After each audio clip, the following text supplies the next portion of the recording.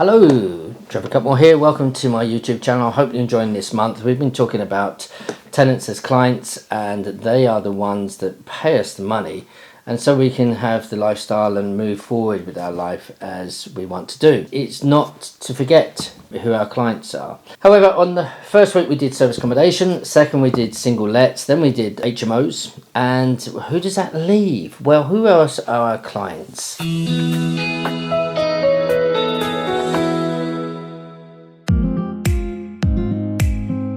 Well, we might see and switch it round, but the people who do works for us, such as cleaners, especially when having refurbs, so the plasterers, electricians, builders, etc. It's quite interesting in what I've seen. We all want our builders to come immediately, and that's something that I built up over a while and learned some tips and tricks which I'm going to share with you in this video. So we looked at tenants, and these are our clients, although we're their clients.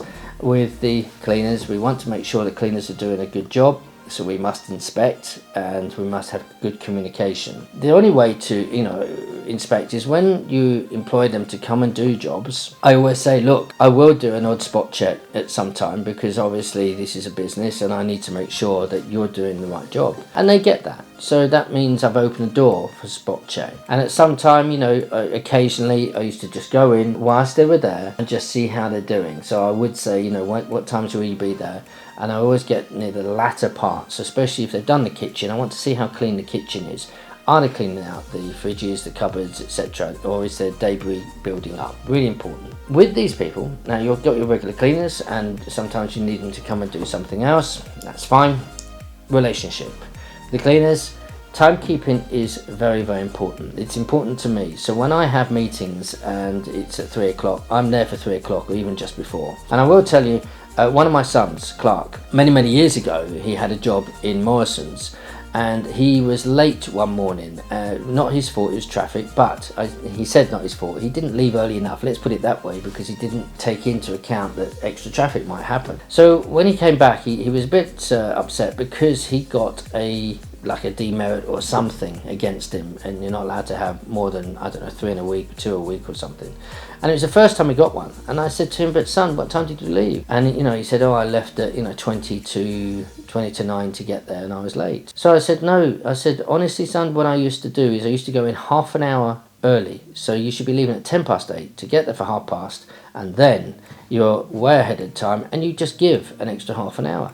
Because of that, it changed his life, and he's very successful. He's in Munich and has an incredible life now, but he has a great work ethic. That's what I look for people I work with. I want to see people who have a great work ethic, arrive on time for meetings, and that they do the job that we say. With all of the workers, let's say plasterer, electricians, plumbers, you want them there when you need them. And one of the best ways to ensure that is to pay them on time. So what I used to do, and we've all got our banking apps on our phones, is as soon as that they finish the job, obviously you need to go and check it, but the ones that I was working with, I know their work, I know they've done, and some of them, I even pay it while they're there and say, right, I've paid your bill for you, no problem. How much is it going to be? They send the invoice through, but I paid it already.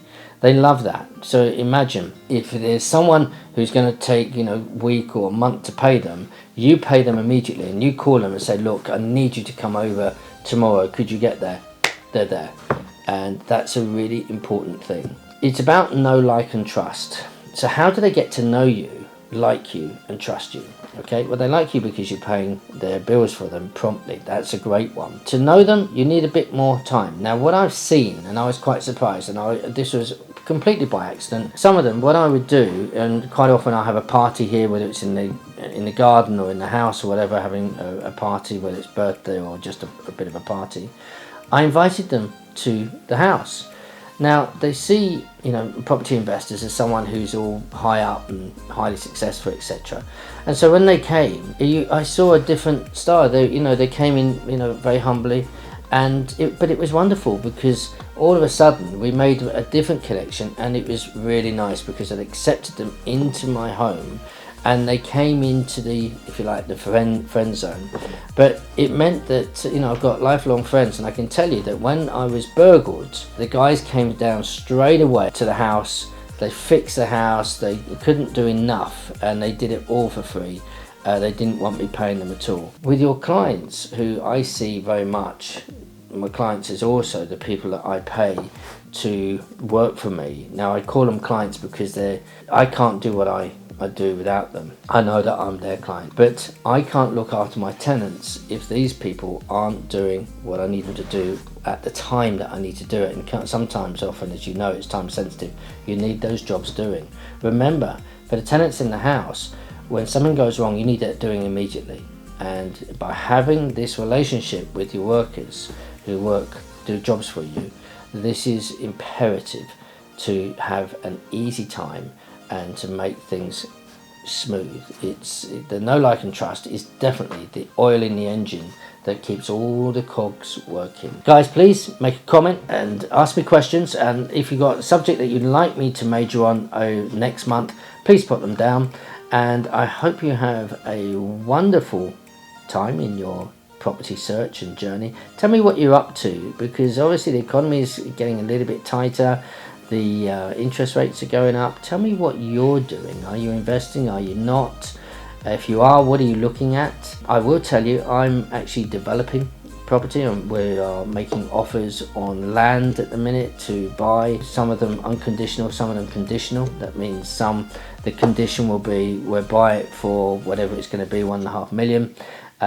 We do it on an option contract. If we manage to get planning on it, then we will buy it at that 1.5 million, and then we will have planning to build whatever, load of flats or houses, and then we can make a very good profit like that. Guys, I'll be interested to hear what you're doing. You take care. God bless you. Thank you. Bye-bye.